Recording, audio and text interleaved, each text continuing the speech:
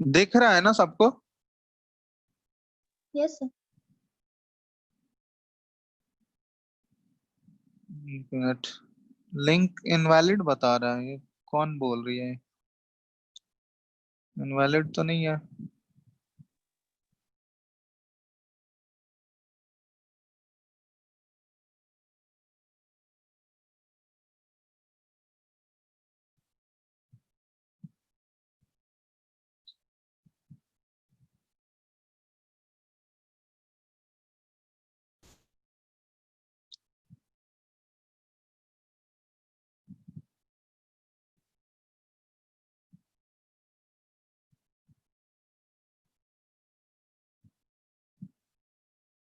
चलो, बाकी लोग को दिख रहा है ना?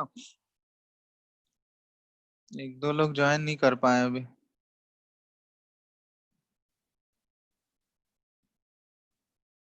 लिख लो तुम लोग, इसको लिख लिया ऊपर वाला सारा? हेलो, नो सर, नहीं लिखा। ये लिख लो।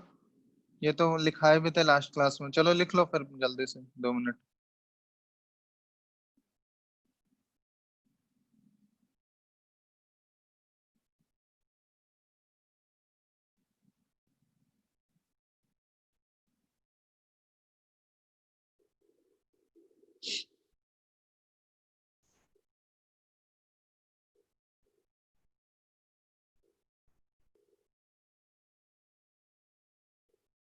लिख लोगे तो बोलना, ठीक है?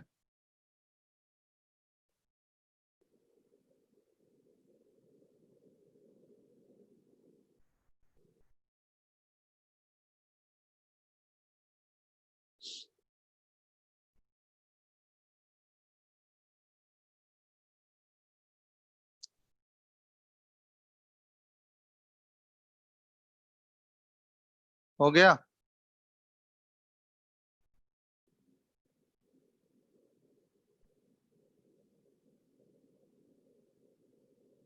Hello, hello. Yes sir. हो गया क्या लिखा हुआ? यस सर, हो गया। चलो ठीक है।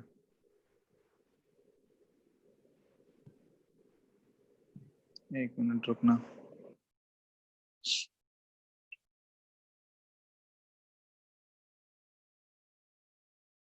चलो, तो नेक्स्ट हम लोग श्रोडिंगर इक्वेशन पढ़ने से पहले एक वेव फंक्शन के बारे में पढ़ रहे हैं, जिसको बोला जाता है साई से डिनोट किया जाता है। ये सिंबल क्या है?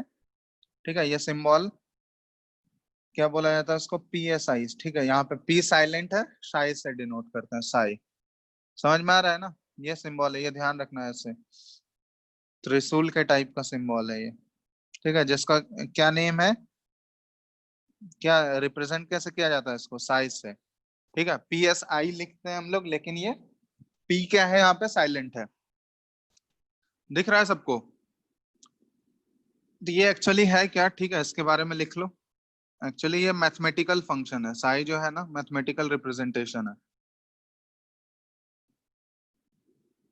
The mathematical representation of the wave in quantum mechanics replaces the classical concept of trajectory, is called a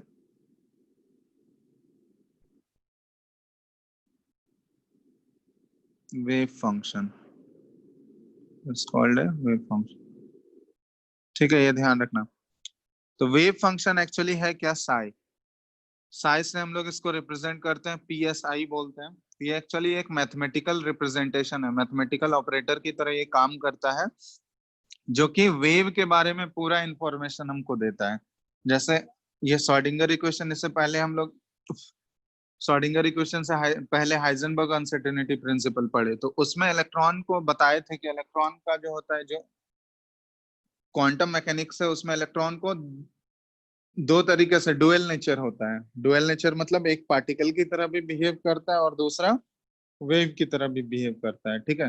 कुछ साइंटिस्ट उसको पार्टिकल की तरह एज्यूम करता है, अपना एक्सप्लेनेशन पार्टिकल की तरह एज्यूम करके देता है, और कुछ वेव मान के दिया है, ठीक है। तो ये सारे जितने भी हम लोग हाइजेनबर्ग अनसर्टेनिटी प्रिंसिपल पढ़ रहे हैं या फिर ये श्रोडिंगर इक्वेशन अभी पढ़ेंगे, तो ये सारे जो है वेव नेचर के ऊपर बेस्ड हैं, ठीक है। तो वेव नेचर के ऊपर बेस्ड है, तो इस वेव का इलेक्ट्रॉन वेव जो है वेव की तरह जो बिहेव कर रहा है, उसके बारे में अगर कोई भी इंफॉर्मेशन हमको चाहिए, तो उस सारा इंफॉर्मेशन हमको कहाँ से मिलता है, इसी वेव फंक्शन के थ्रू ही मिलता है, ठीक है।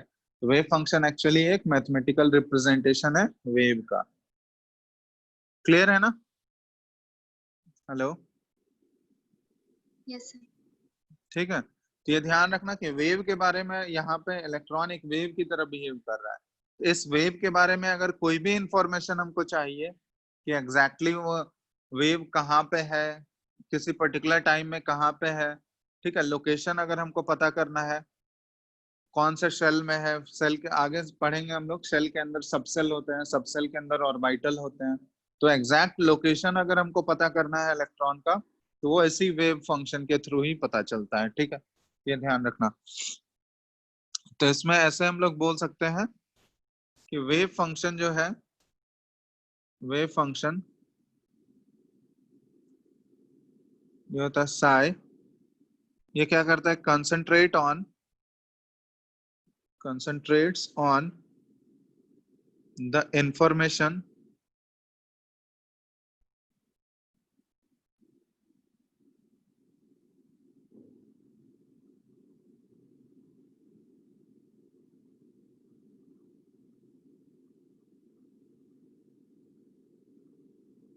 about the location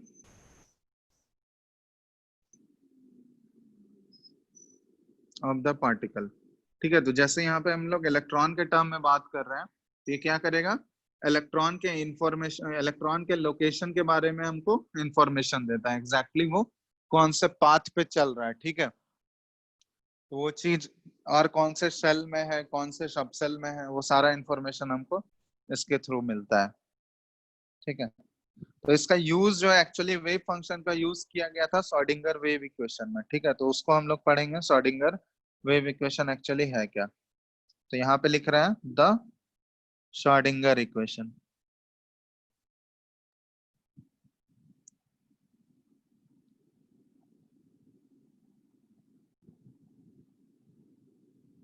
ठीक है।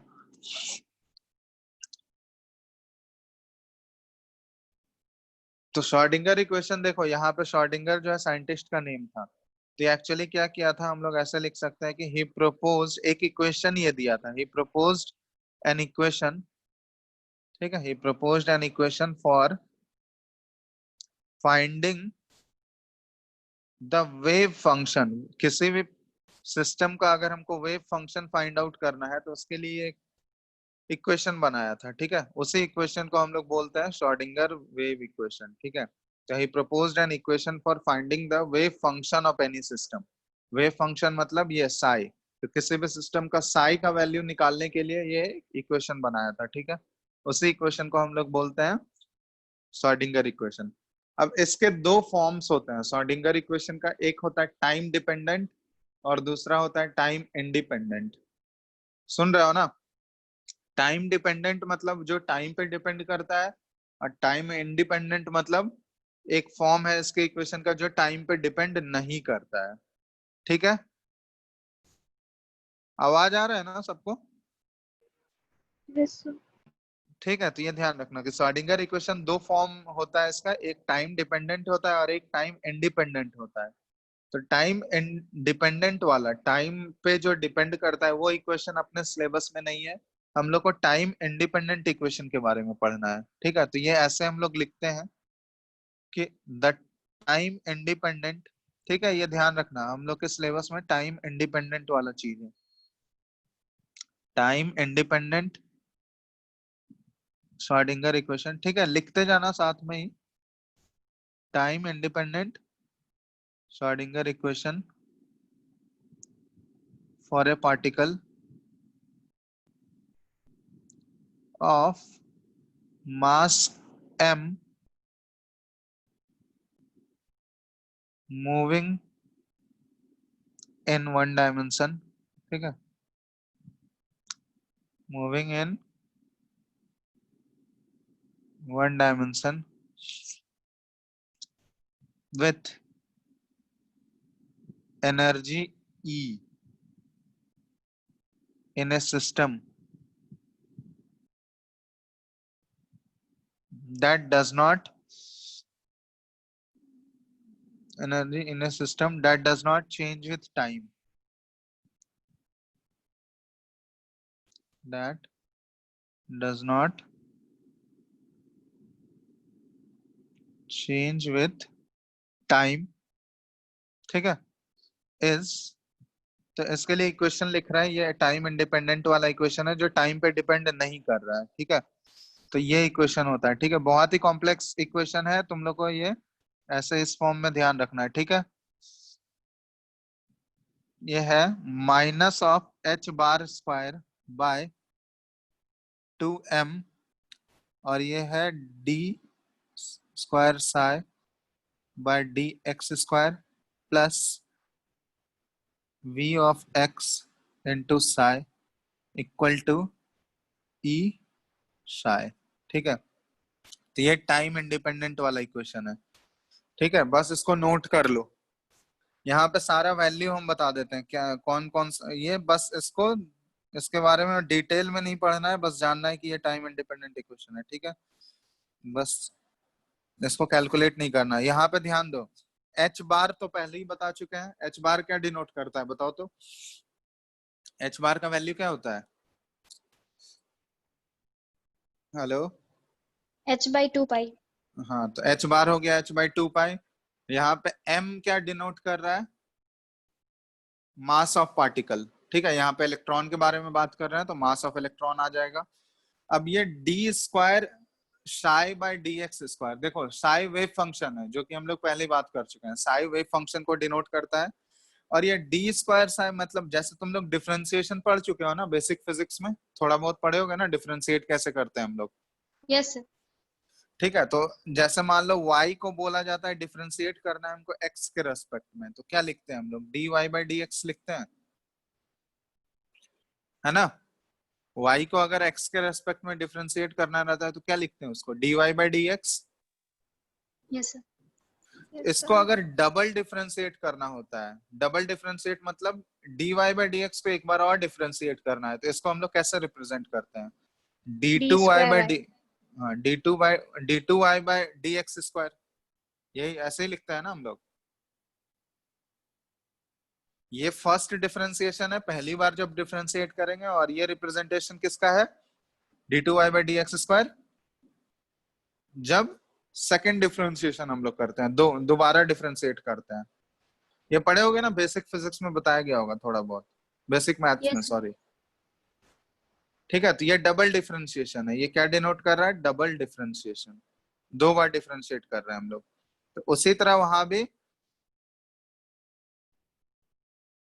d2 psi by d x square, तो साई को जो है डबल डिफरेंशिएट किया गया है किसके रेस्पेक्ट में, एक्स के रेस्पेक्ट में, क्योंकि हम यहाँ वन डायमेंशन ही कंसिडर कर रहे हैं, तो वन डायमेंशन में ये मूव कर रहा है, मतलब हम लोग मान रहे हैं कि सिर्फ वो एक्स एक्सिस की तरफ ही चल रहा है, तो एक्स एक्सिस की तरफ चल रहा है, तो इस केस में साई जो है एक्स के रेस्पेक्ट में हम लोग डबल डिफरेंशिएट किए हैं, तो ये d2 psi by d x square क्या डिनोट कर रहा है, डबल डिफरेंशिएट किया गया है साई को एक्स के रेस्पेक्ट में, ठीक है, ये ध्यान देना, और यहाँ पे Vx जो है, Vx ये डिनोट कर रहा है पोटेंशियल एनर्जी, ठीक है, Vx क्या डिनोट कर रहा है, potential energy of particle, potential energy of, जो पार्टिकल के बारे में हम लोग बात करेंगे वो उसका पोटेंशियल एनर्जी डिनोट कर रहा है, ठीक है, और E तो यहाँ पे पता ही है, E क्या होता है, E total energy of the system है, E क्या है,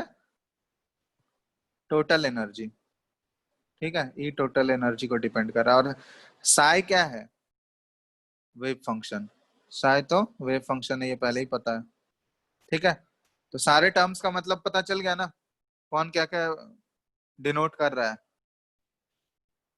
ठीक है, तो ये वाला कौन सा है, ये कौन सा फॉर्म है श्रोडिंगर इक्वेशन का, टाइम डिपेंडेंट या टाइम इंडिपेंडेंट, बताओ। इंडिपेंडेंट। इंडिपेंडेंट, ठीक है। तो हम लोग को इंडिपेंडेंट वाला ही पढ़ना है, टाइम डिपेंडेंट वाला सिलेबस में नहीं है, तो बस ये ध्यान रखना। इसी को शॉर्ट फॉर्म में रिप्रेजेंट किया जाता है ऐसे, पहले लिख लो इतना। इसको शॉर्ट फॉर्म में ऐसे लिखते हैं हम लोग, e psi is equal to h bar, h के ऊपर ऐसे कैप लग गया है और ये साई, ठीक है। अब एक्चुअली एच, ये कैप जो है इसको बोला जाता है, ये मैथमेटिकल ऑपरेटर है एक्चुअली, ठीक है। ये इसी फॉर्म को, यही वाले इक्वेशन को इस फॉर्म में कन्वर्ट किया गया, ठीक है। इसको हम लोग बोलते हैं हैमिल्टोनियन ऑपरेटर, ठीक है। इसका नेम होता है, मैथमेटिकल ऑपरेटर है जिसको बोला जाता है हैमिल्टोनियन ऑपरेटर। और अगर उससे हम लोग कंपेयर करें ऊपर वाले से, तो ऊपर वाले से कंपेयर करोगे तो एच बार का वैल्यू क्या हो गया, एच बार का वैल्यू आ जाता है माइनस, सॉरी ये एच कैप है, capital H cap Hamiltonian operator, तो माइनस एच स्क्वायर, ये H bar square by 2m into d2/dx square, ठीक है, और प्लस वी एक्स, तो ये पूरा एच कैप का वैल्यू है, ठीक है। एच कैप मतलब उन सभी वैल्यू को डिनोट कर रहा है, ठीक है। एच कैप एक्चुअली एक ऑपरेटर है, हैमिल्टोनियन ऑपरेटर, यहाँ नीचे लिख दे रहा है, ठीक है। हैमिल्टोनियन ऑपरेटर ये क्या है, माइनस एच, एच बार का स्क्वायर 2m d2/dx स्क्वायर और प्लस वी एक्स, ठीक है। और इसी हैमिल्टोनियन ऑपरेटर को अप्लाई किया जाता है साई के ऊपर, ठीक है। ये साई है यहाँ पे, तो साई के ऊपर अगर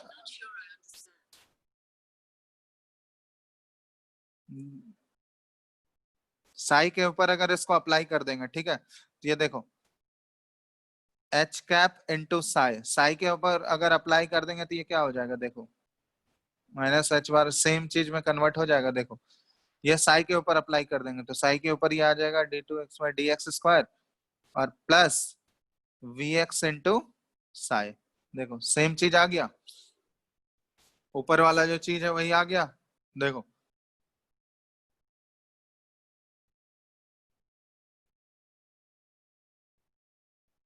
तो इसी को हम लोग शॉर्ट फॉर्म में ऐसे रिप्रेजेंट किया जाता है कि ई साई इज इक्वल टू क्या है, हैमिल्टोनियन ऑपरेटर इनटू साई, ठीक है। तो ये टाइम इंडिपेंडेंट वाला ही फॉर्म है, उसको दो फॉर्म में लिखा जाता है, एक ये मेन इक्वेशन है, उसको इस फॉर्म में भी कन्वर्ट किया जाता है, हैमिल्टोनियन ऑपरेटर के फॉर्म में भी, ठीक है। दोनों सेम टाइप का इक्वेशन है। और यहाँ पे एच कैप जो है ये डिनोट कर रहा है, H cap,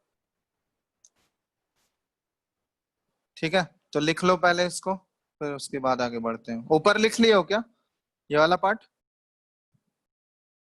hello no hello, sir. चलो यहाँ से लिखना है, नो सर, थोड़ा और नीचे। ये सर मैं ऊपर कीजिए, ऊपर कीजिए। ठीक है। Yes sir. चलो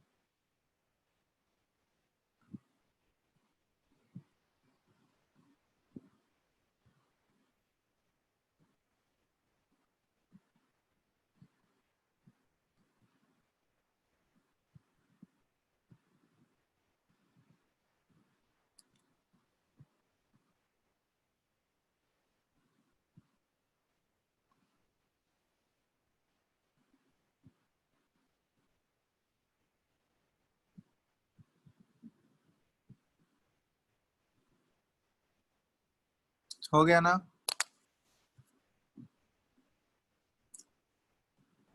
Yes, sir. Completed. चलो ठीक है, सबका हो गया, आगे बढ़े। हेलो,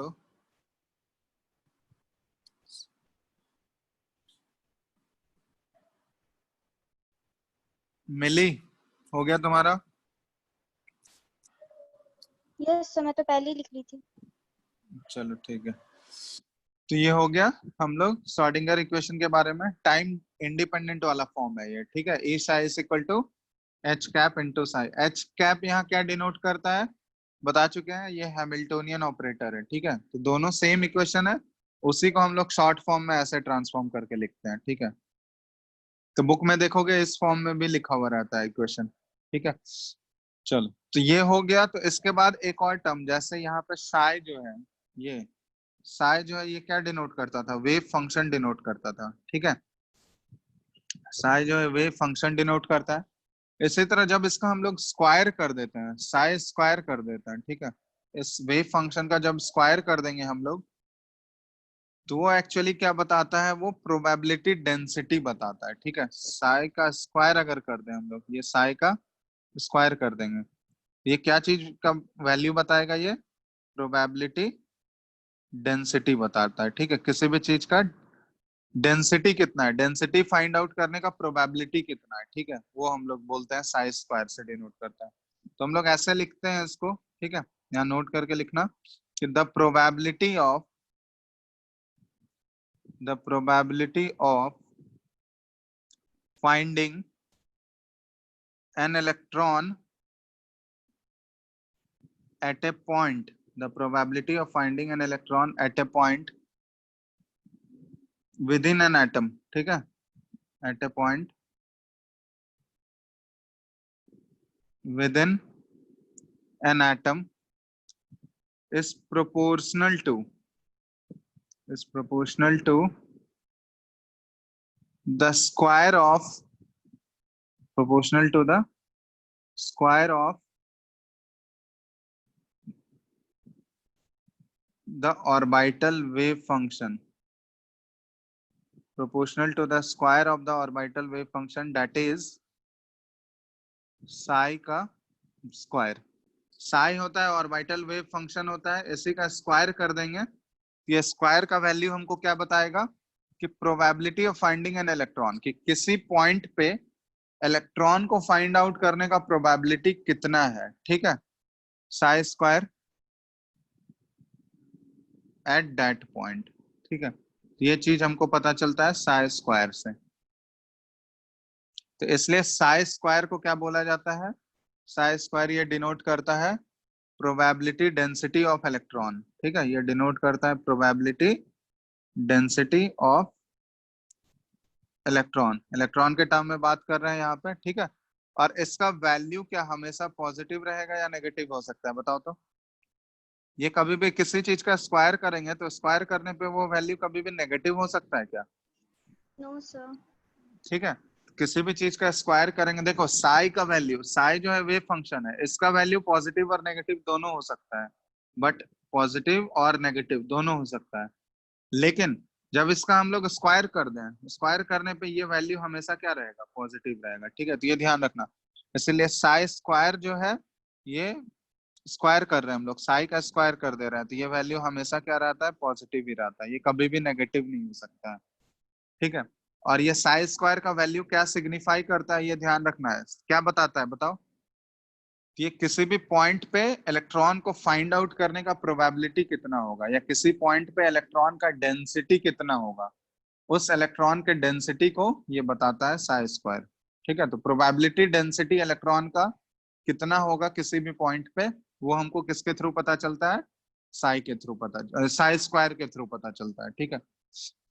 तो एक्चुअल में ध्यान रखना कि साई का जो है कोई फिजिकल सिग्निफिकेंस नहीं होता है, साई जो है एक्चुअली कोई भी फिजिकली हम लोग को कोई सिग्निफिकेंस इसका नहीं होता है, ठीक है। एक्चुअल जो फिजिकल सिग्निफिकेंस होता है वो क्या होता है, साई स्क्वायर का होता है, ये ध्यान रखना है। साई स्क्वायर हमको क्या डिनोट कर रहा है, किस चीज के बारे में साई स्क्वायर इंफॉर्मेशन दे रहा है बताओ तो। कि किसी भी पॉइंट पे इलेक्ट्रॉन का डेंसिटी कितना है, इलेक्ट्रॉन को फाइंड आउट करने का डेंसिटी या प्रोबेबिलिटी डेंसिटी इलेक्ट्रॉन का कितना है किसी भी पॉइंट पे, ठीक है, तो वो साई स्क्वायर के थ्रू पता चलता है। साई के थ्रू या साई का कोई भी फिजिकल सिग्निफिकेंस नहीं होता है, ठीक है। ये क्वेश्चन पूछा जाता है कि साई स्क्वायर क्या सिग्निफाई करता है, ठीक है, तो ये ध्यान रखना है।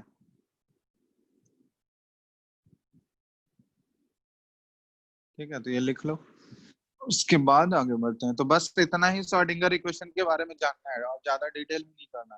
वो सब कैलकुलेशन अपने सिलेबस का नहीं है, वो आगे जाओगे आगे भी तुम लोग को नहीं पढ़ना है, ठीक है। वो मैथ्स वाले को, मैथ जो इंजीनियरिंग वाले में जाता है उसको आगे जाएगा रिसर्च में तो वो पढ़ना पड़ता है, ठीक है। तो बस इतना इंफॉर्मेशन बेसिक आना चाहिए कि उसको इस फॉर्म में रिप्रेजेंट करते हैं, ठीक है। बस इतना ही आइडिया रखो।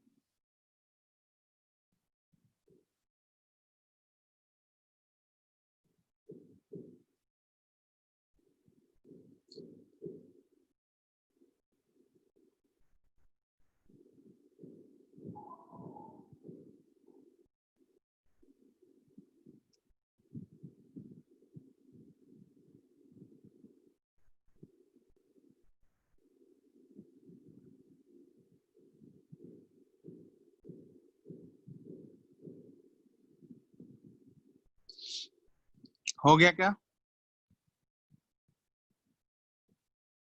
हेलो, लिख लिए? Yes sir.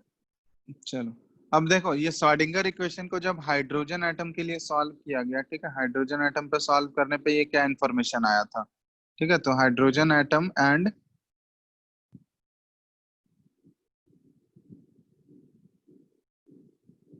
ये श्रोडिंगर वेव इक्वेशन, ठीक है। तो ऐसे क्या एक्चुअली ये इक्वेशन जब सॉल्व किया जाता है, हम लोग को सॉल्व नहीं करना है, तो ये इंफॉर्मेशन दे रहे हैं कि इक्वेशन सॉल्व करने पे क्या क्या चीज हमको मिलता है, ठीक है। श्रोडिंगर इक्वेशन जब सॉल्व होता है तो क्या क्या इंफॉर्मेशन मिलता है, ठीक है। तो ये बस नोट डाउन कर लो, 2 पॉइंट है इससे रिलेटेड, हाइड्रोजन एटम से रिलेटेड, ठीक है। तो हाइड्रोजन एटम से कैसे इसको रिलेट करते हैं हम लोग, तो यहाँ पे लिख रहे हैं, ये दोनों पॉइंट बस याद रखना है।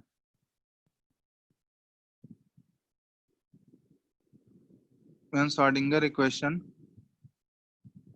is solved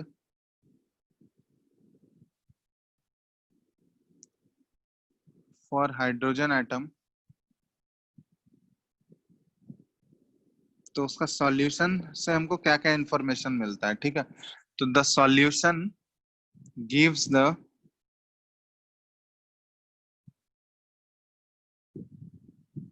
possible energy, solution gives the possible energy levels the electron can occupy, and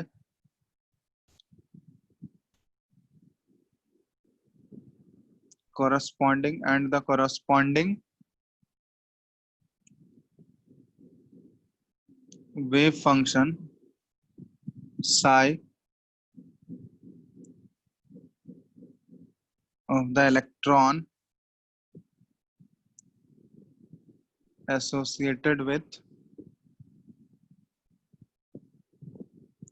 each energy level, ठीक है। तो ये ध्यान रखना, जब हाइड्रोजन एटम के लिए श्रोडिंगर इक्वेशन को सॉल्व किया गया तो उससे सॉल्यूशन जो आया उससे क्या इंफॉर्मेशन मिला, तो सॉल्यूशन आने से वो क्या, सॉल्यूशन क्या क्या इंफॉर्मेशन दिया, तो पॉसिबल एनर्जी लेवल्स के बारे में दे देता है। एनर्जी लेवल्स मतलब कि ऑर्बिटल्स के, सॉरी ऑर्बिट्स के बारे में। एनर्जी लेवल क्या डिनोट कर रहा है कि इलेक्ट्रॉन कौन से शेल में है या कौन से ऑर्बिट में है, ठीक है।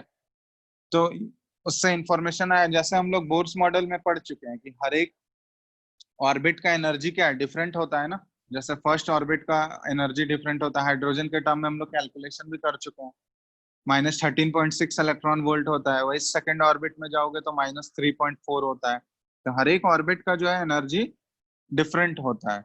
तो उसके सॉल्यूशन से हमको ये एक सेट ऑफ वैल्यूज मिल जाता है कि इतने एनर्जी लेवल, मतलब क्या क्या पॉसिबल एनर्जी लेवल हो सकते हैं इलेक्ट्रॉन के ऑक्युपाई करने के लिए, ठीक है।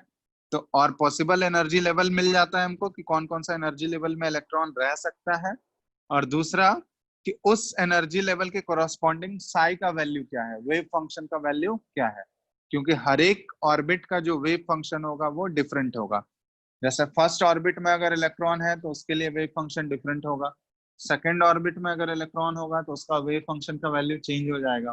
ठीक है, तो वो ऑर्बिट बाय ऑर्बिट पे भी डिपेंड करता है।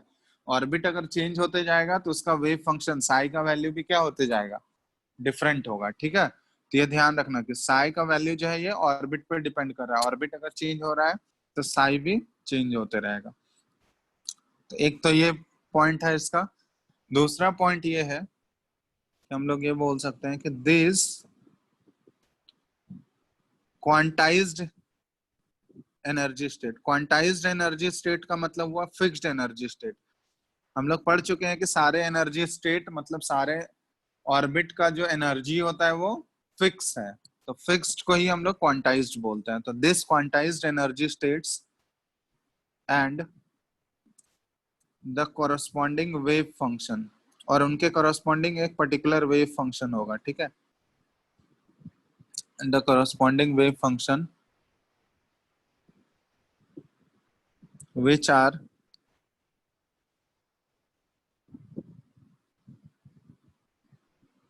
which are characterized by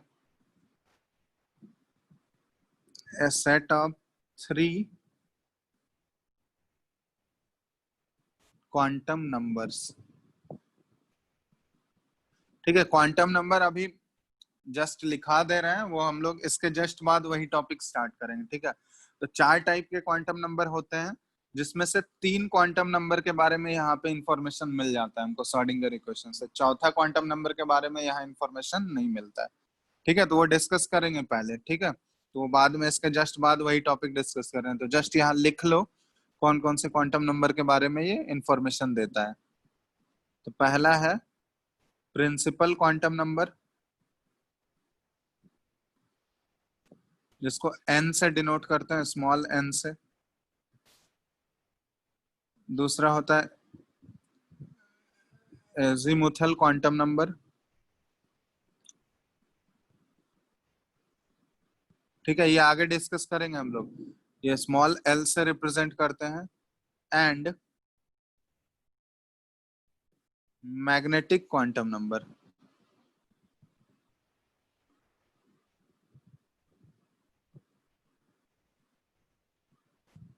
m और इसमें सबस्क्रिप्ट नीचे l आ जाता है। ठीक है, ml से डिनोट करते हैं। ठीक है, ये 3 क्वांटम नंबर के बारे में यहाँ पे इंफॉर्मेशन मिलता है हम लोग को। arise as a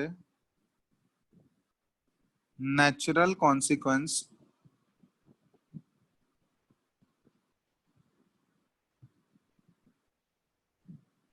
in the solution of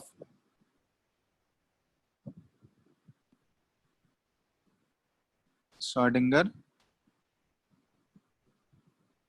equation। ठीक है, arise in the solution of Schrodinger equation of the Schrodinger equation।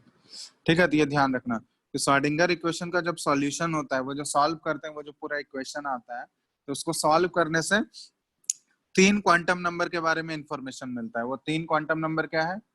पहला प्रिंसिपल क्वांटम नंबर, जिसको स्मॉल n से रिप्रेजेंट करते हैं। ये सब आगे पढ़ेंगे, अब इसको डिटेल में डिस्कस करना है। ठीक है, क्वांटम नंबर्स वाले सीरीज में। तो principal quantum number small n होता है, azimuthal quantum number small l से रिप्रेजेंट करते हैं, और तीसरा होता है मैग्नेटिक क्वांटम नंबर, जिसको ml से डिनोट करते हैं।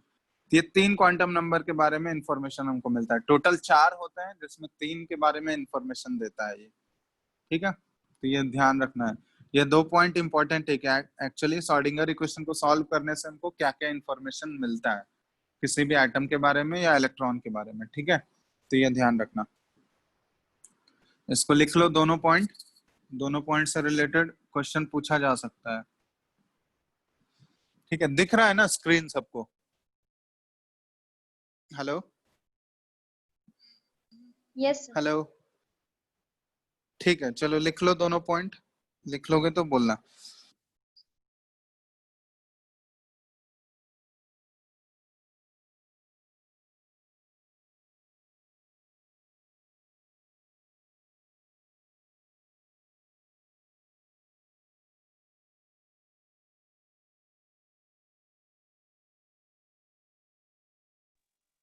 सर क्वांटम नंबर्स में 9th में जो पढ़ाए थे वही सब दोबारा है। 9th में पढ़ाए थे क्वांटम नंबर? Yes sir. कब? सर एडवांस सेशन में पढ़ाए थे। अच्छा, हाँ तो वही सारा चीज है। ठीक है, वो 4 टाइप्स के क्वांटम नंबर डिस्कस किए थे ना, तो यस वही सर। सारा चीज। हाँ वही चीज है पूरा।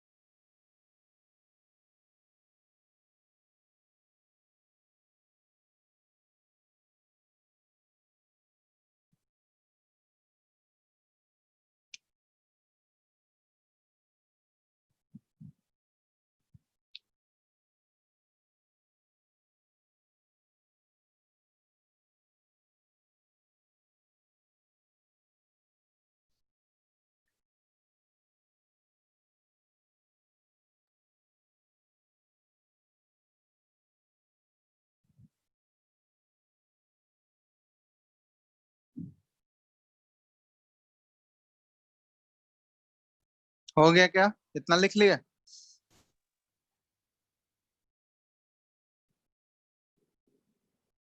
ये दोनों पॉइंट हो गया?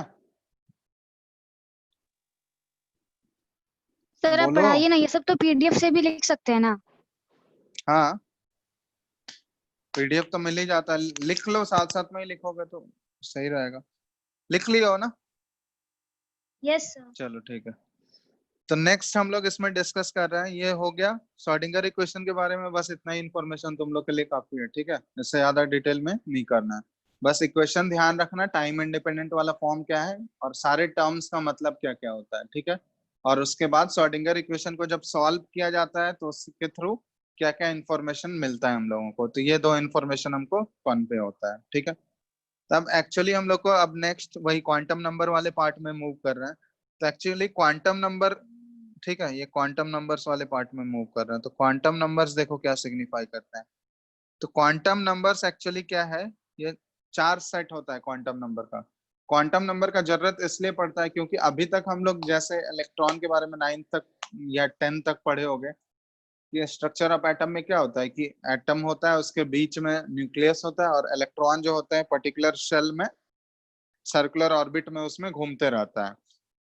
तो अभी तक क्या जानते हो कि इलेक्ट्रॉन जो है वो ऑर्बिट में ही घूम रहा है, लेकिन एक्चुअल यहाँ पे एग्जैक्ट एड्रेस हमको नहीं पता चल रहा है इलेक्ट्रॉन का। जैसे तुमसे अभी एग्जैक्ट एड्रेस अगर तुमसे पूछा जाएगा, तुम सिर्फ बोल दोगे बोकारो, तो वो एग्जैक्ट एड्रेस है, उसके थ्रू तुमको कोई ढूंढ सकता है क्या?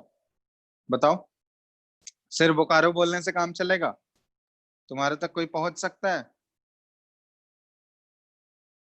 बोलो, हाँ या नहीं। हेलो। No sir.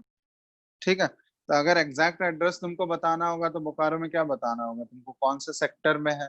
उस सेक्टर में भी तुमको सेक्टर में भी बहुत सारे ब्लॉक्स होते हैं, ए ब्लॉक है, बी ब्लॉक है, सी ब्लॉक है, वो ब्लॉक तुमको बताना होगा। और उस ब्लॉक में भी तुमको क्या बताना होगा, क्वार्टर नंबर बताना होगा। तब तो वो एग्जैक्ट एड्रेस हुआ ना तुम्हारा। तो उसी तरह यहाँ पे इलेक्ट्रॉन अगर हम लोग बोल देंगे सिर्फ सेकंड शेल में है, तो उसका एग्जैक्ट एड्रेस नहीं होता है, ठीक है। तो वो एक्चुअली हायरार्की बना देते हैं कि वो कैसे होता है। तो जैसे सबसे पहले अभी तक हम लोग दो ही चीज पढ़े होंगे, एटम है, एटम्स के अंदर क्या होता है, ऑर्बिट्स होता है। ये यहाँ तक पढ़े होंगे। और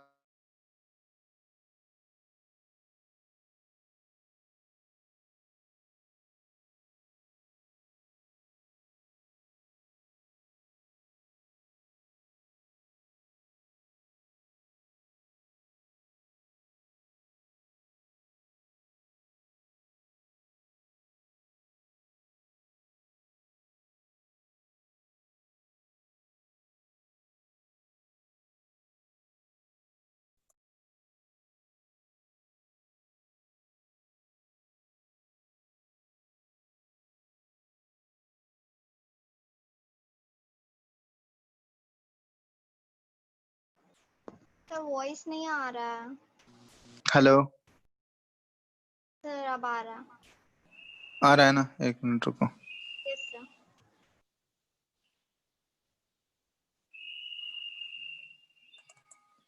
ठीक है, तो यहाँ पे एग्जैक्ट हायरार्की ड्रॉ कर देते हैं। तो सबसे पहले एटम होता है, एटम के अंदर क्या होता है, ऑर्बिट या फिर शेल। ठीक है, दोनों सेम चीज है, ऑर्बिट बोलो या फिर शेल बोलो। अब इस शेल के अंदर भी क्या होता है, सब शेल होता है। ठीक है, वो सब पढ़ेंगे हम लोग आगे। तो पर्टिकुलर ऑर्बिट या शेल के अंदर भी क्या होता है, सब सेल्स होता है। ठीक है, सब सेल के अंदर क्या होता है, ऑर्बिटल्स होता है। और एक्चुअली जो इलेक्ट्रॉन प्रेजेंट होता है ना, वो ऑर्बिटल्स के अंदर होता है। ठीक है, तो ये एग्जैक्ट एड्रेस हुआ। तुमको अगर इलेक्ट्रॉन तक पहुंचना है तो तुमको ये पूरा एड्रेस तुमको बताना होगा कि वो इलेक्ट्रॉन जो है कौन से एटम का है, ये तो सबसे ऊपर हो गया। उसके बाद उस एटम में वो कौन से ऑर्बिट में है या कौन से शेल में है। ठीक है, अब उस शेल के वो कौन से सबसेल में है, और उस सबसेल के कौन सा ऑर्बिटल में, क्योंकि ऑर्बिटल्स भी हर एक सबसेल का डिफरेंट होता है।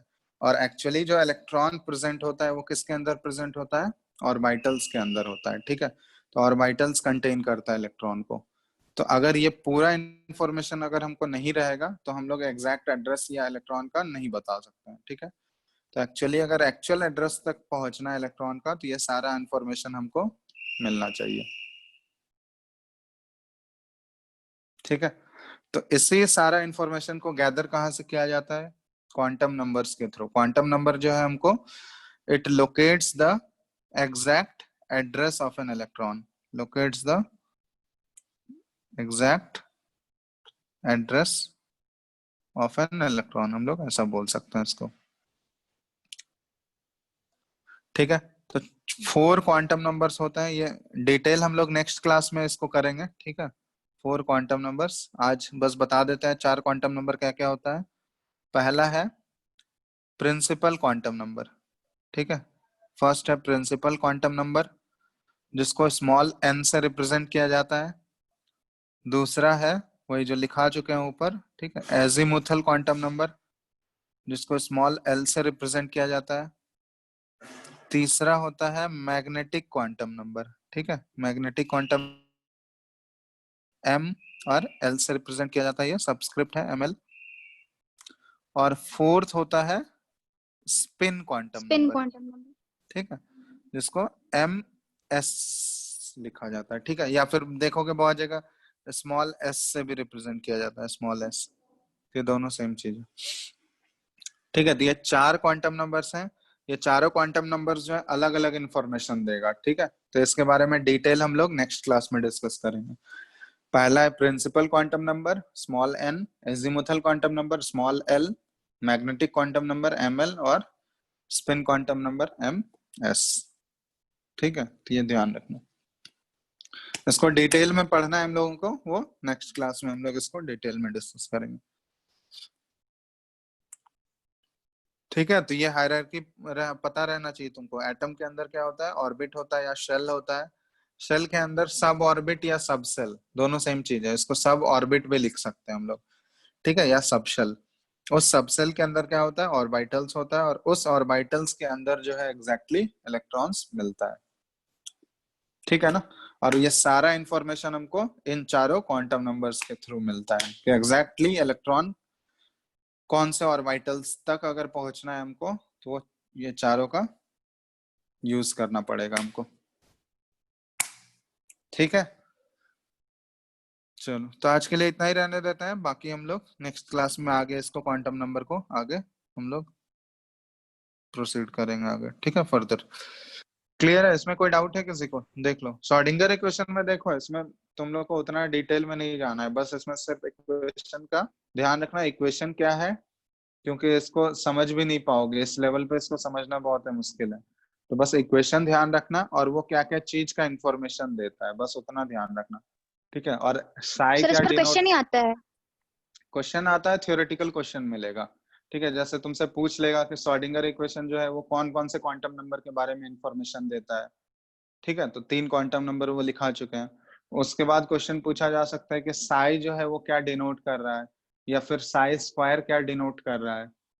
ठीक है ना, तो वो उस टाइप के थ्योरेटिकल क्वेश्चंस आएंगे, तो इसलिए ये सारे पॉइंट्स लिखा दिए हैं।